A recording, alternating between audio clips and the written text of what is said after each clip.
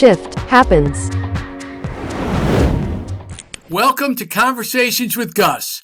I'm committed to talking to 100 business owners in the hospitality and real estate space to find out what's working, what's not working, what you love about this business, and how you got into this crazy business in the first place.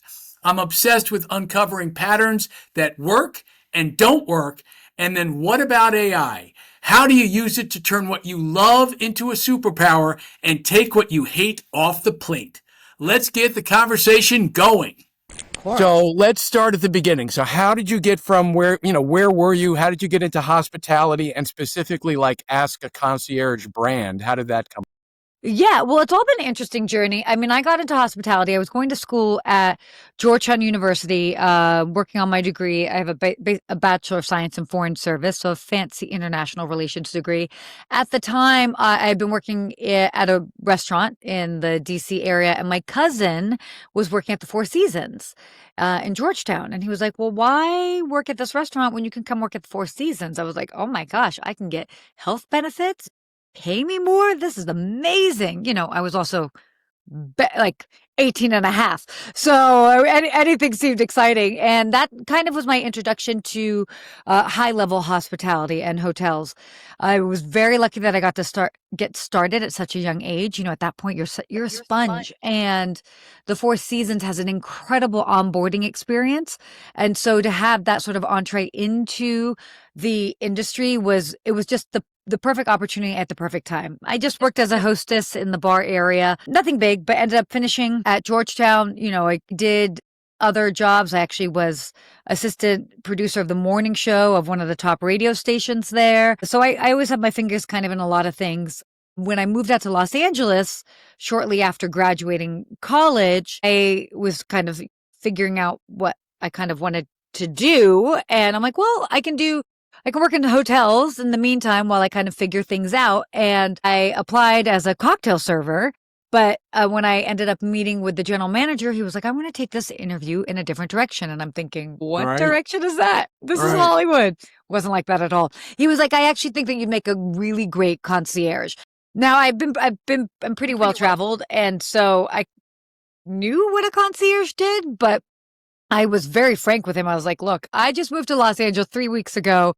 I know how to get from my house to the grocery store and here. I made it here today, but I'm good with maps. I'll figure it out. He just kind of chuckled. He's like, you'll be fine. So that's how I actually started my career as a hotel concierge in a 5-star, 5-diamond property in Beverly Hills. That was the L'Hermitage, Beverly Hills, still exists to this day.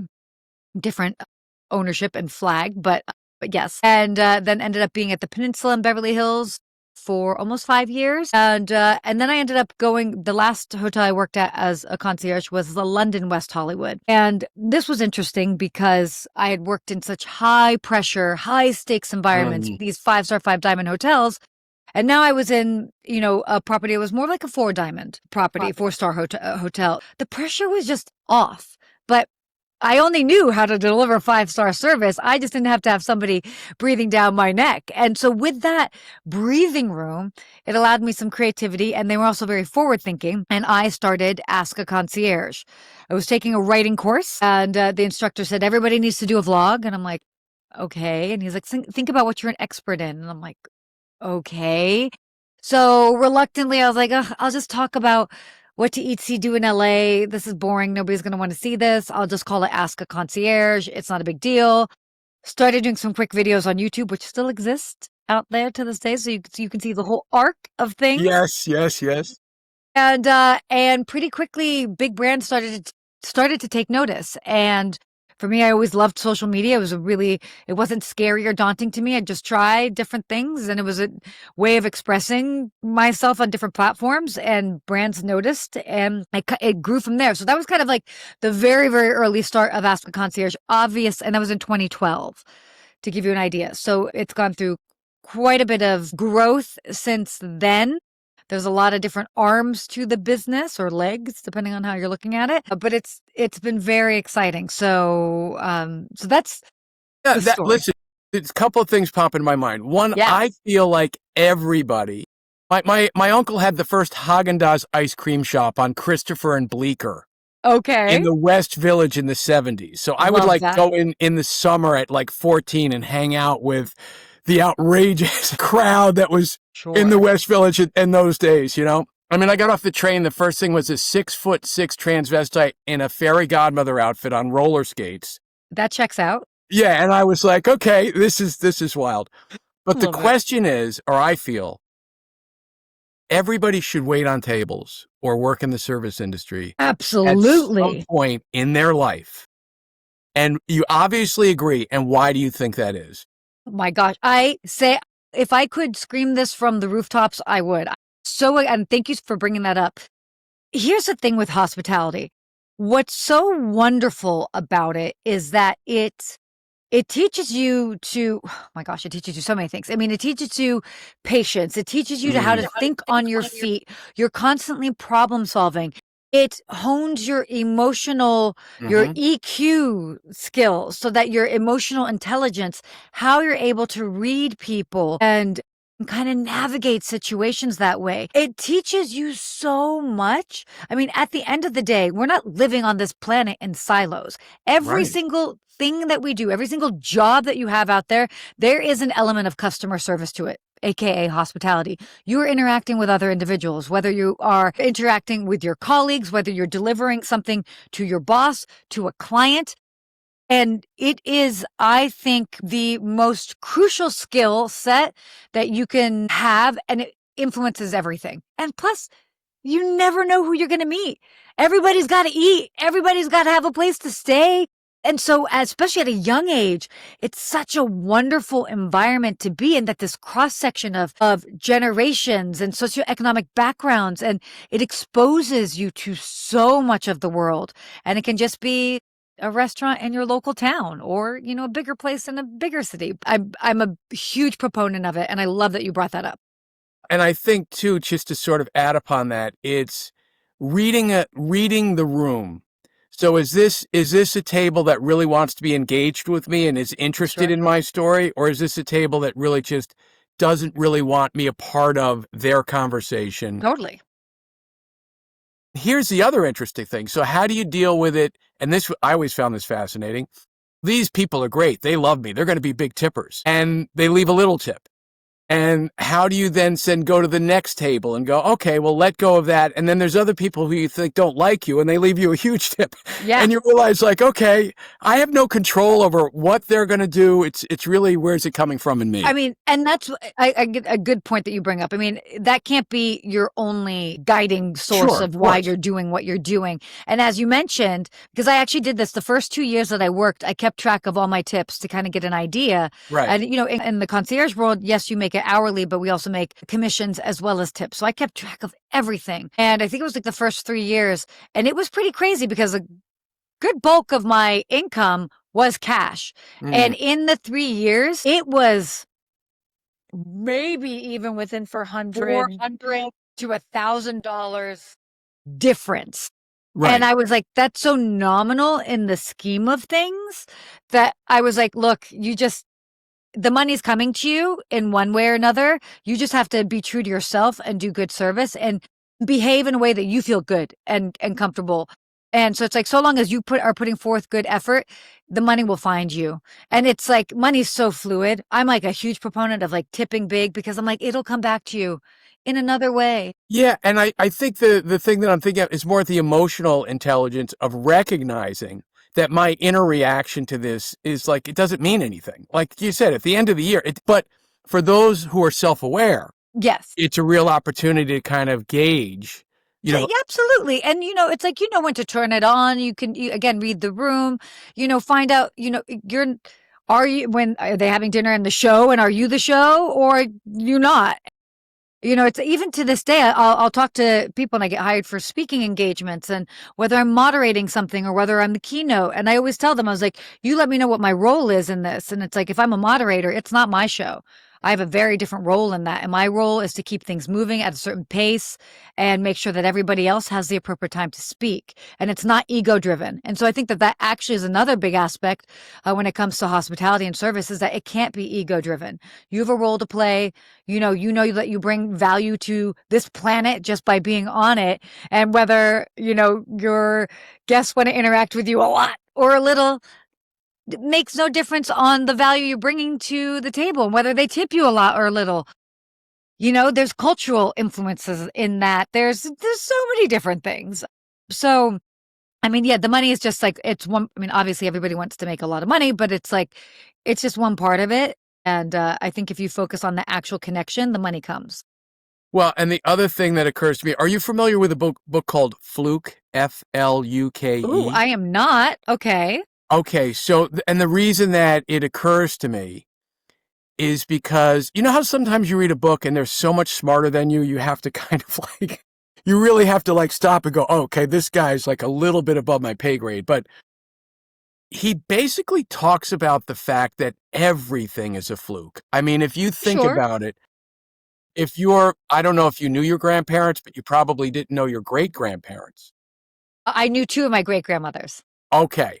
So, which is unusual, but the thought is, whether they met your great Of course. grandfather in high school, I mean, he looked across the room, oh, she's cute, or they happened to sit in the Exactly. lunchroom together. The chance of all these things happening, the chain of reaction to happen to today. Of course. I It's mean, that's the beauty of life. It is the beauty of life. And it's interesting because the mind wants to think it could create what's going to happen in the future based on patterns from the past, but it really Sure. can't. And what I hear you talking about, Sarah, is like energy, is kind of going with where the energy is leading you Yeah. with an idea of being of service, Yeah. letting go of. Well, here's the thing is you have to let go of preconceived notions as far as how things will turn out. Is it good to have a direction and an outline and a path? Absolutely. You don't want to be in the ocean just steering blindly. Like you want to have a direction, but at the end of the day, I mean, anything can happen. For example, I've got a shoot this next week that's on a cruise ship. We just had another one. And one of the individuals that was working with us, this was her first shoot. And there were we had to move some things from the first day and this and that. And I could see her feathers getting a little ruffled. And I said to her, I was like, just so you know, nothing ever goes as planned. It'll get done. It just might not get done like this. So just because we didn't do it at the 7 o'clock hour doesn't mean that we can't do it later today, tomorrow, this, that.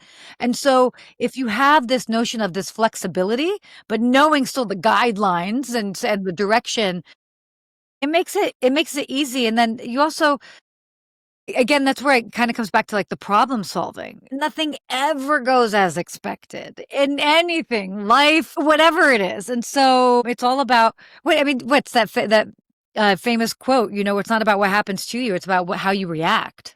100%. And that's what listen, life is. I love the definition of a spiritual experience as being a profound alteration in my reaction to life. I could not agree more.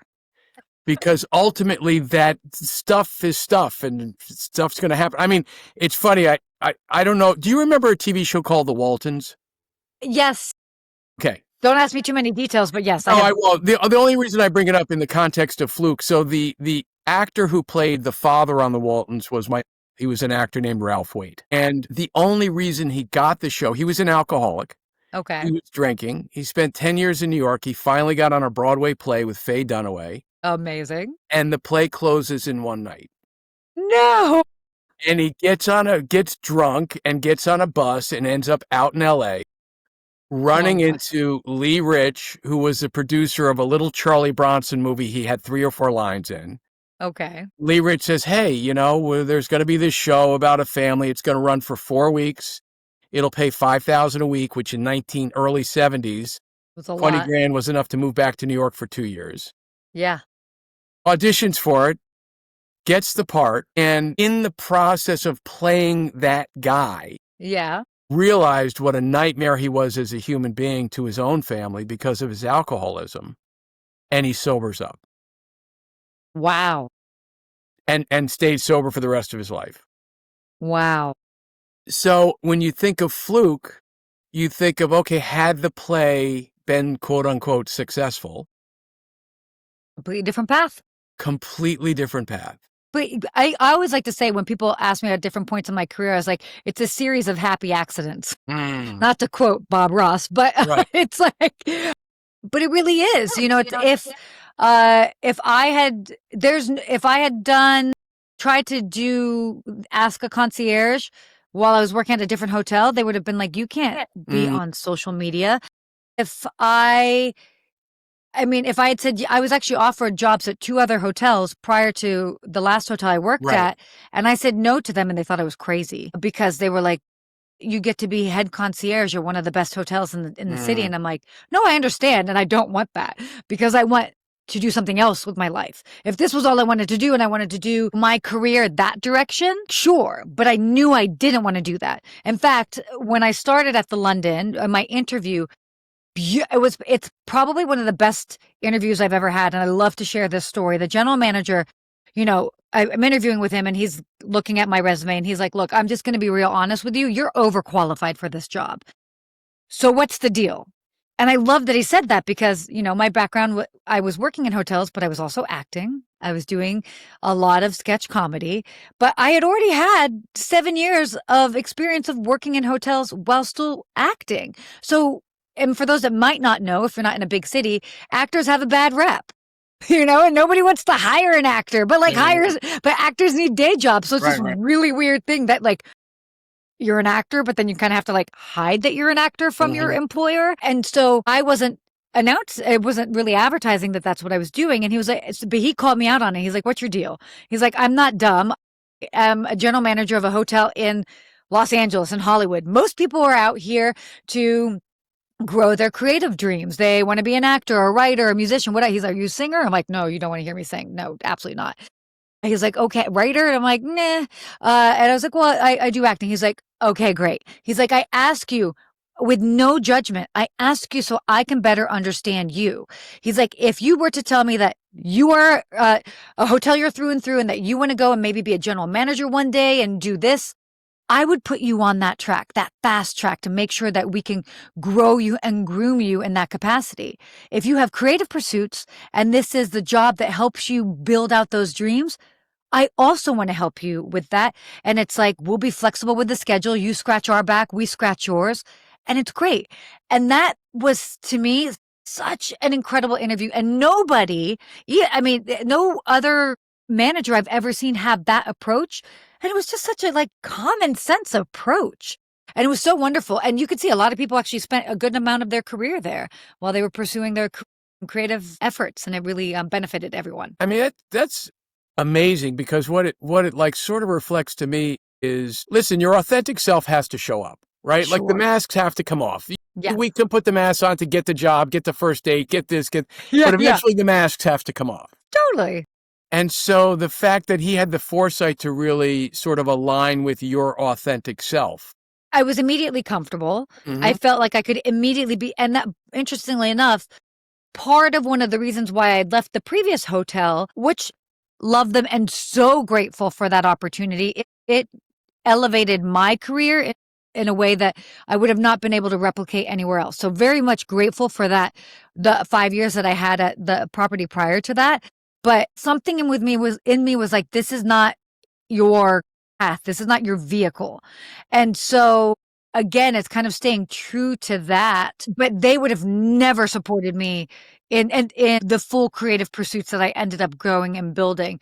And that was the one thing that I had a hard time with. I was like, I feel like I have to be I was authentic, but I was, instead of me being my full colorful self, I was just one spectrum of it. And it, I would get written up. I got written up once for wearing my hair curly at work.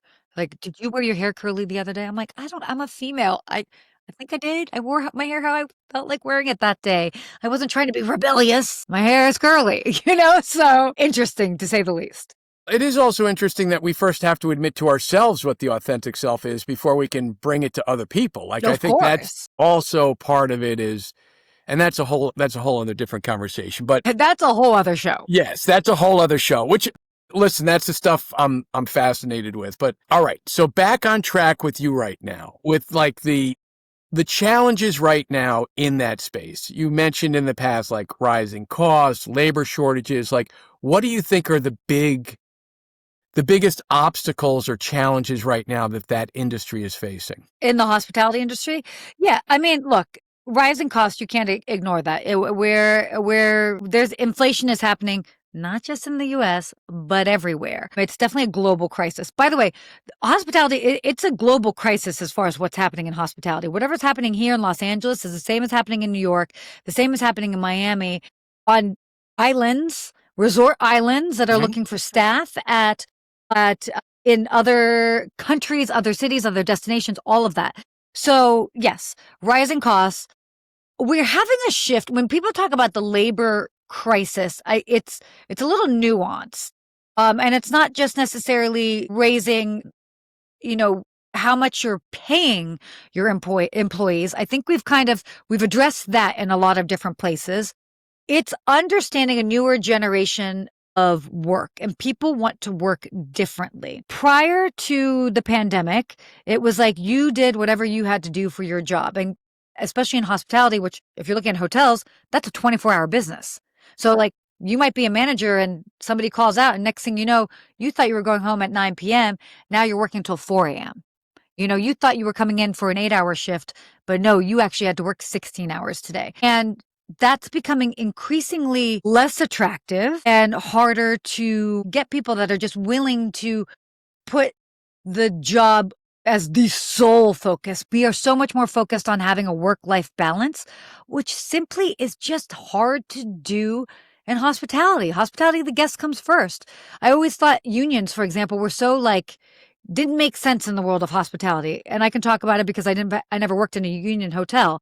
And I'm not anti-unions or this or any of that. It's more of like the notion of a union and having certain regulations is so the opposite from a guest-driven experience because you're not on your timeline, you're on the guest timeline. Within reason, obviously. What are you in the middle of a conversation with somebody? It's like, well, I have to go on my 10-minute break here. Like, they don't want to hear that. They're engrossed in what you're trying to do or you're trying to fix something. So it's just by the very nature of what hospitality is, it just makes it challenging for newer generations of employees to find themselves in that because people do want to have this work-life balance. So that's obviously a big part of it. Sorry, I kind of digressed on No, but the challenges that we're seeing. but I like that. But it's interesting because as I'm thinking out loud, that interview where he identified your authentic self, right? Yes. So there were certain things that were important Yes. to you specifically, that Yes. may have not been important to somebody else. One of the great hiring questions I was ever asked was, how do you like to be praised and recognized? Interesting. Because for some people, being called up in front of the group would be horrifying. Yes. Right? Somebody, it might be getting them Yankee tickets. Somebody, it might be saying, hey, take your girlfriend to dinner. Here's a $200 gift certificate. It's not necessarily that I need to make more money, but if one is recognized in the ways that are important to them, I think what you're talking about, then there's more, hey, I'm going to give back here because they value me as a human being. It's not just a one size fits all. Well, you get overtime, you get double time. Yeah. And it's interesting. It almost feels like the whole creation of unions was because of the breakdown of trust. Absolutely.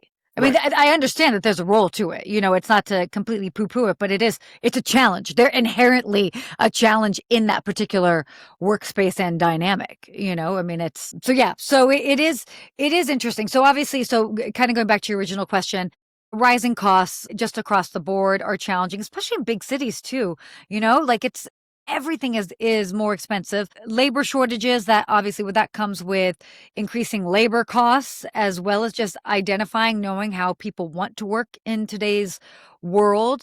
Then you're passing on these costs then to customers, to guests.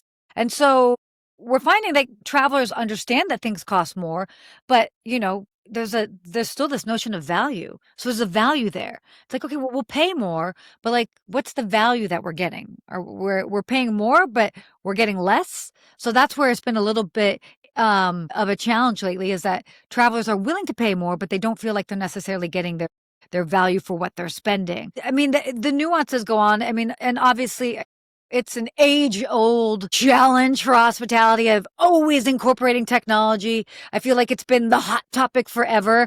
But technology is always changing, and it's the whole point of it is how can you use it to streamline to the guest experience so that it ends up aiding those that are working in the guest experience to then maybe free up time that they can have more one-on-one time with guests. But, technology is always an interesting conversation just because the landscape changes so frequently. And especially now. I mean, Yeah, Sarah, of course. listen, I think the landscape in 5 years is going to be unrecognizable, you know, Agreed. and it was interesting. I heard a statistic once. There have been 8,000 generations. I read Sapiens. Okay. Yeah. And did you read Sapiens?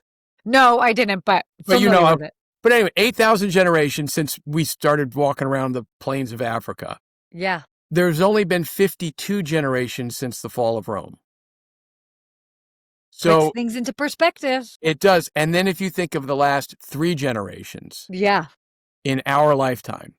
So our brains just cannot comprehend the setup. I mean, our brains are not wired for this. Well, it's funny you say, oh gosh, I have to see if I can completely remember this, but I just saw it, and I think I saw it on social media, that so with all the stimulation that happens to our brain and the switching of gear and like from our phones to everything that we're doing, if you were to check our brain activity now, and then you would compare that to, I think it was something like in the 90s when they would check people's brain activity, our brain now is operating like how somebody in the 50s, they would deem them schizophrenic. Yes, absolutely. And so we are at a time where it's been a gradual build, but it's a build that I don't think we understand how overstimulated we are just because it's become our norm.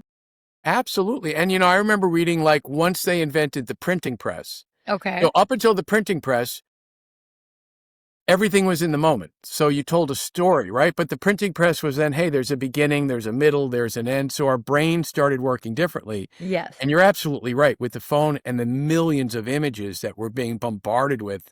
Completely. Yeah. So there's another thought I had, which is, so I went to Florence recently. I went to Sicily. It was wonderful. And for me, the travel experience is about wanting to be where it's authentic, right? Like, I'm not interested in staying at the 5-star hotel and staying in this sort of Trevi fountain. Like, so between ecological changes, people not wanting to trash the planet when they travel. Yeah. Wanting authentic experiences over tourism, like Barcelona squirting squirt guns at people. Yeah. Like, how have you seen it? So, I mean, in the last 10 years, has that been a major shift in how people want to like travel and experience other places? Absolutely. And a lot of it goes hand in hand with social media. And here's the thing is that, I mean, travel's become more accessible than ever before. So just due to the cost of it, to the ease of, I mean, like if you make it a priority, you can make it happen and you could travel around the world. It's not something that's so far-fetched. So the accessibility of travel, also the accessibility of information of travel and getting those inspiration, whether it's from social media, all of that. And then the also shifting values, social values that we have. Very much like we have absolutely shifted into experiences over things. Are we still highly overly consuming things? Absolutely. But, people would rather spend money on experiences than things at this point. And so all of that combined, travel's just increased and it's increasing even more so. It's just going to continue to go there. So it's shifted, but I think that we're also, in general, a more aware generation is coming up that's traveling. So understanding what their sort of footprint is with their contribution as far as travel, but also just having those experiences. So There's so many factors that have led to that, but we're definitely traveling more than ever, and I do not see that slowing down anytime soon.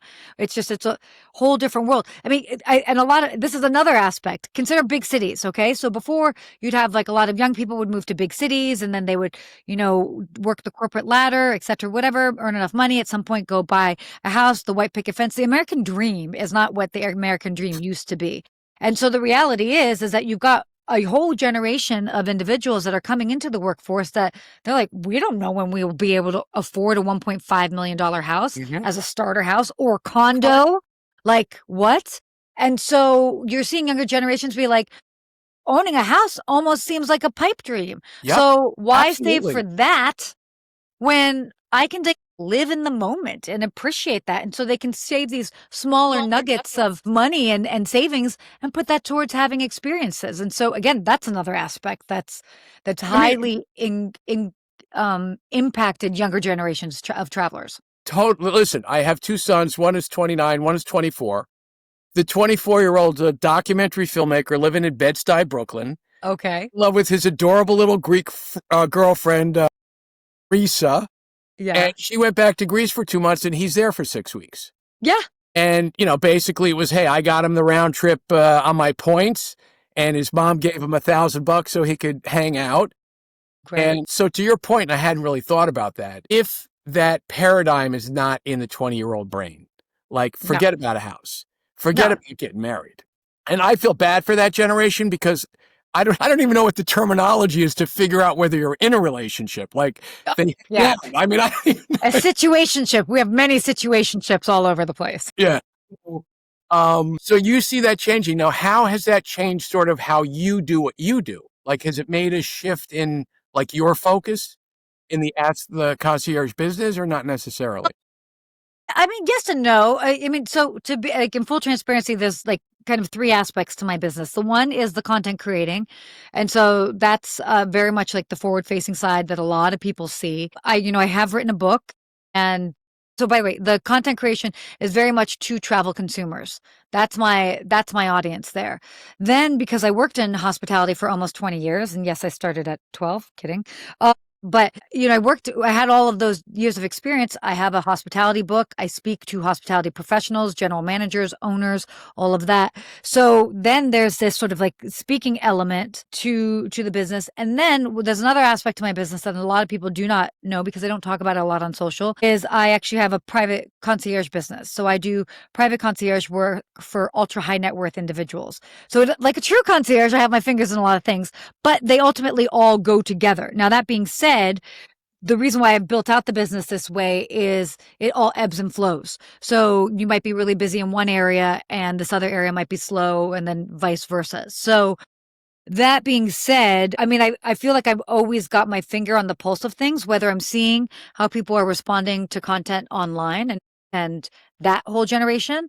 But then because I work with ultra high net worth individuals that are really doing these phenomenal dream trips all the time, and they have the ability to do so, I'm also tapped in very much to the luxury market and what's sort of inspiring them. But definitely the conversation is always about the experiences. They just have a larger budget to spend on that. So, but the general consensus is it's all gearing towards experiences, whether you're spending $100,000 on a trip or whether you're spending $2,000, people want the core memories to take away. And it's a personal preference on the thread count that you sleep on while you get those experiences. Sure.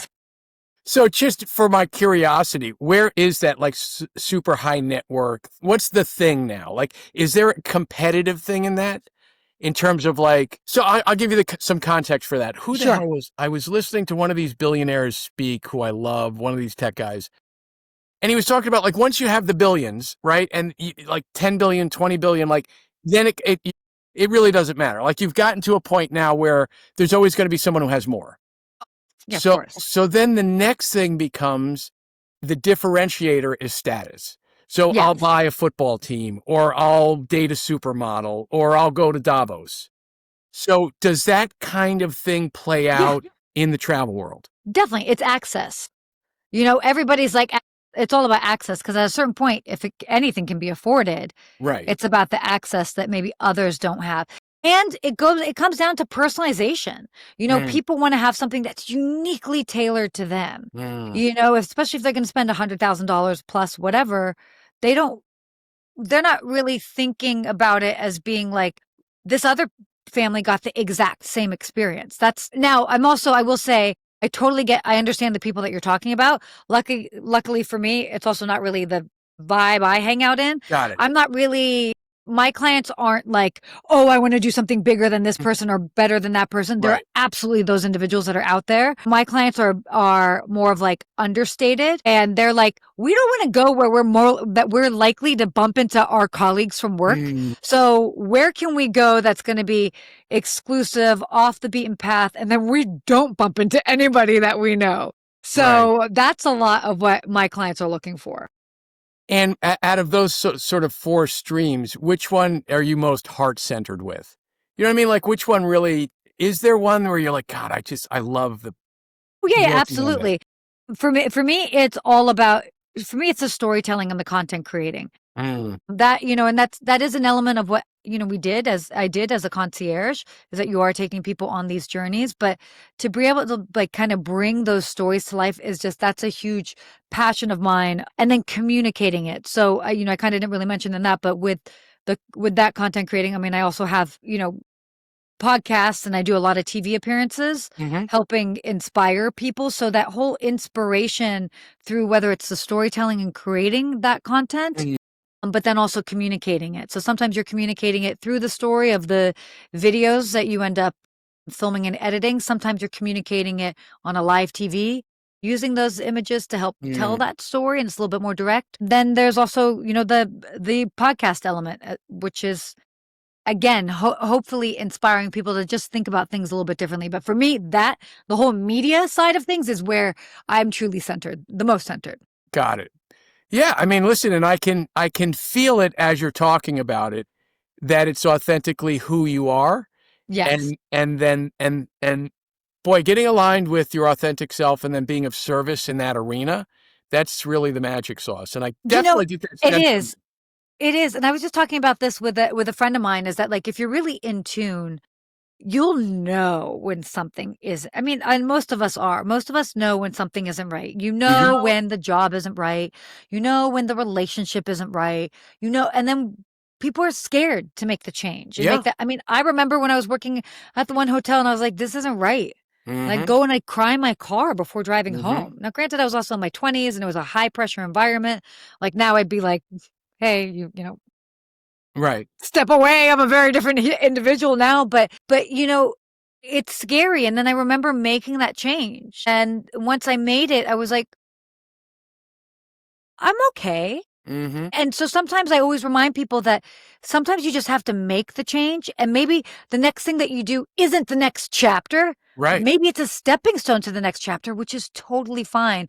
But I think so often people are like, I just want to make the next decision that's going to be Mhm. the decision for the next 10 years. I'm like, it sure may not be. It could be a stepping stone that leads you to the next thing that you think is the direction you're going. It could be a stepping stone to then open up something else, and then you go in a completely 180, but that moment had to happen. So again, it's living in those uncomfortable moments. And of course, we live lives. We have people that rely on us we have to have a roof over our heads and feed our families. But, if you can have a little bit of like taking those chances, that's where you can really get in tune with your authentic self. And that's where the magic happens for Well, sure. and it's funny because it brings us back to sketch comedy, right? I mean, sketch comedy is all, as you know, if I have an agenda where I think this should go for all four of us on stage right now, I'm in trouble. And it's Totally. scary to Yeah. just go wherever the energy is going and play and add and see where it goes. But then, like with that, is that you Yes. have an idea. Then whoever you're doing that scene with, they chime in. You're like, oh, I didn't think that, but I'm going to say yes to that. And then once you zigzag, you're like, wow, had no clue we were going to go this direction, but what a ride it's been. Right. Yeah. Wow. So this is great, Sarah. I love talking to you. Great. I know. I think we're on the same page with a lot of We things. are. So here's the question. Magic Sure. wand. If Yes. you had a magic wand and you could solve like one problem, like what's the major like obstacle thing that keeps you up, annoying thing? Like what's the thing that you would love to resolve if you In the could? world? Well, no, with you, when you go to the content creation, the book, yeah, that's a spiritual, but listen, we're headed there. We're going in one way or the other, Sarah. Either Yeah, we're going to I know. open up and be hard people, or we're going in the other direction. This is true. This is very true. Magic wand to kind of, goodness gracious. I mean, it's just to, it's just to, it's hard to say that because it's all about like growing with grace, and figuring out like, but I mean, it's like just streamlining processes, I think.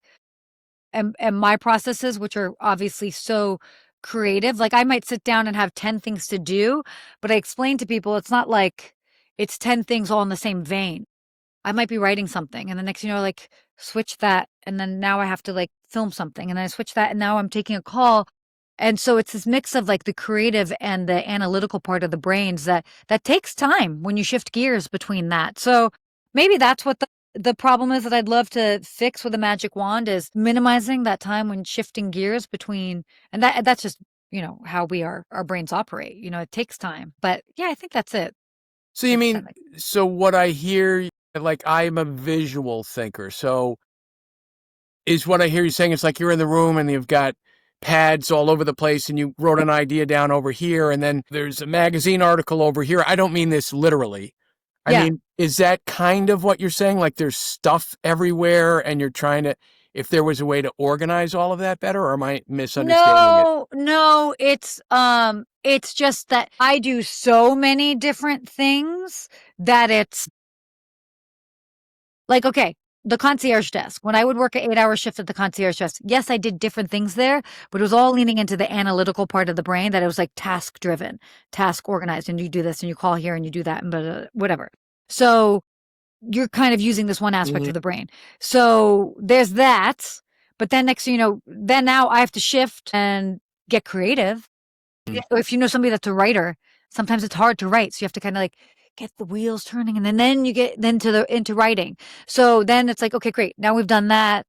Now we need to shift things up and like now we have to talk on camera and we're coming up with a thoughtful so it's more of that is that everything it's the workflow is very different if I go into a day being like I'm going to film 10 videos today. Right. You know what you're doing. Maybe different topics, but you know what you're doing versus completely shifting gears and how you are outputting information. Got it. So if you went from creating content to all of a sudden having to figure out who's going to be on the ship tomorrow, and all of a sudden the second ED dropped out, and the caterer decided that they don't do gluten-free stuff, and yeah, exactly. So don't get me wrong, and I can do it. I think not a lot of people can do that. I can do that, but sometimes it's like it's a shift, Got it. All right, lightning round. Okay. For those who are in the hospitality industry, what's the one thing they could start doing tomorrow to elevate a guest experience? What's the one mindset that they could bring into it to elevate that experience? The mindset? Yeah, in other words, internally, you know what I mean? Because we all come to, listen, our minds create a narrative, right? What narrative am I bringing to this table? Is the narrative like, oh, they're going to be annoying? What's the mind shift? You don't have to know the answer, but you just have to be willing to figure it out. Okay. I think that's a big thing that a lot of people are like, I don't know the answer. And that becomes the blocker. And or it builds this idea of the imposter syndrome or they're scared to start. And it's like, everybody's starting every day. So kind of taking away that barrier and just being like, you just have to have an attitude of like, I'm going to figure it out. Great. And it makes things so much easier. Favorite destination right now and why? Gosh, this is a good one. And I just told myself, I was like, I need to remember that this is like my new favorite place. And I was like, because it's always like, I've got my kind of like go-tos. I really enjoyed Costa Rica. Costa Rica definitely had a moment last year. I think it was the destination of the year in 2024. But I love what they're doing there. And it's a little bit more of a stripped down version of hospitality and it still feels fairly authentic, obviously. So that's what I love. Costa Rica. Got it. And the most underrated part of hospitality that doesn't get enough attention? the memories that you help people make. Because I think people are all too often, they're just thinking about the moment. And that's great, as you should, because that's what you can control. But then when you stop and you pause and you think back, you helped create a memory for someone that they're talking about at the dinner table tonight, that they're going to talk about, and they're going to share that story for maybe decades to come. It's going to be their go-to story. And I think that it's a hard concept to think about just because it's not something that we're there. We're not always the fly on the wall. Right. But to know that you helped create a memory for someone and they might not even remember your name. It's not about your name. It's not about that. But that you created this memory, this core memory for someone. And that's so special. Like you were part of that. And you will always be part of that, whether you bump into them again or never at all. I love that. I had never thought of it in that way. That's a great It's cool. ending thought. There you go. So, Sarah, listen, I can't tell you how much I appreciate this. This was like really great talking to you. I really enjoyed Likewise. it. Sincerely. You know what I mean? Likewise. So this was a lot of fun. I don't always get to talk about things quite in this sort of way, but there's definitely a very philosophical side to myself. So it's nice to kind of tap into that. Thanks for tuning in to Shift Happens. If you've got value from today's episode, hit subscribe, leave a comment. I'd love to know what you're thinking. If you're ready to turn what you love into your superpower and take what you hate off your plate, schedule your free AI discovery call. The link is in the description and pinned comment. I'm Gus Waite. Until next time.